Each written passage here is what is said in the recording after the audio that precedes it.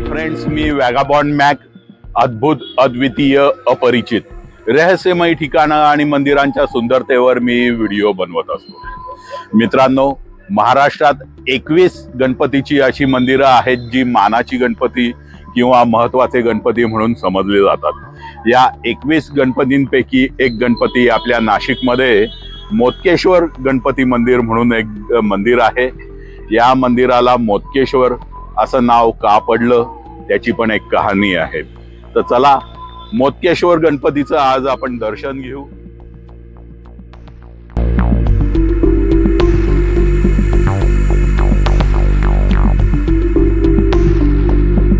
दक्षिण गंगा म्हणून ओळखल्या जाणाऱ्या गोदावरीच्या पूर्व तटावर आहे हे अतिप्राचीन मोदकेश्वर मंदिर. स्वयंभू मोदकेश्वर पूर्वाभिमुख असून रोज सूर्याची किरणे श्रींवर पडतात.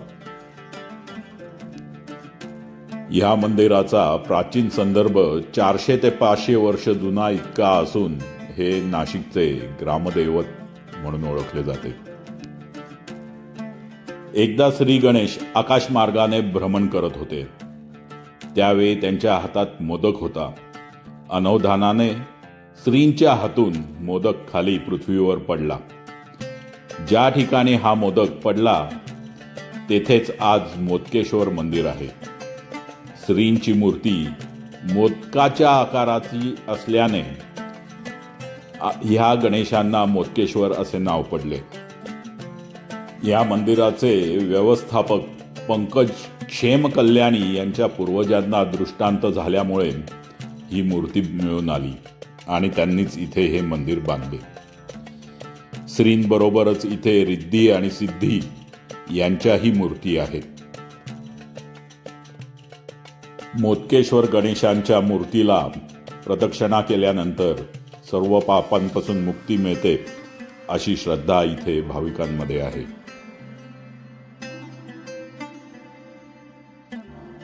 श्री गणेशांच्या मंदिराबरोबरच इथे भगवान शंकरांचेही मंदिर आहे.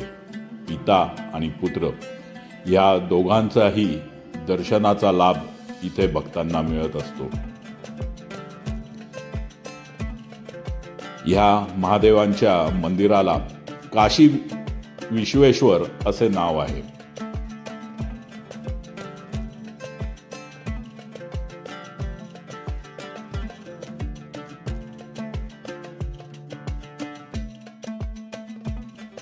महादेवांच्या मूर्तीबरोबरच इथे आपल्याला पार्वती मातेची ही मूर्ती आढळून येते. पार्वती मातेचंही दर्शन आपल्याला इथे घेता येते.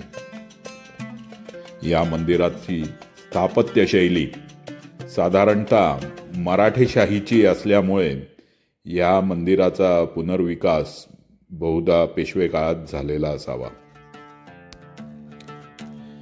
महादेवांच्या मूर्तीसमोर इथे नंदी महाराजांची एक सुबक मूर्ती आपल्याला बघायला मिळते. तसेच मंदिरात एक तुळशी वृंदावन आहे. या तुळशी वृंदावनावरची श्रीकृष्णांची मूर्ती खूपच सुरेख आहे.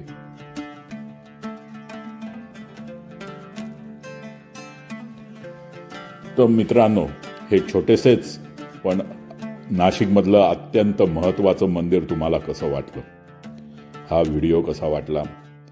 जर व्हिडिओ आवडला असेल तर लाईक करा, आपल्या चॅनलला सबस्क्राईब करा, हा व्हिडिओ आपल्या मित्रपरिचितांपर्यंत जरूर पोचवा.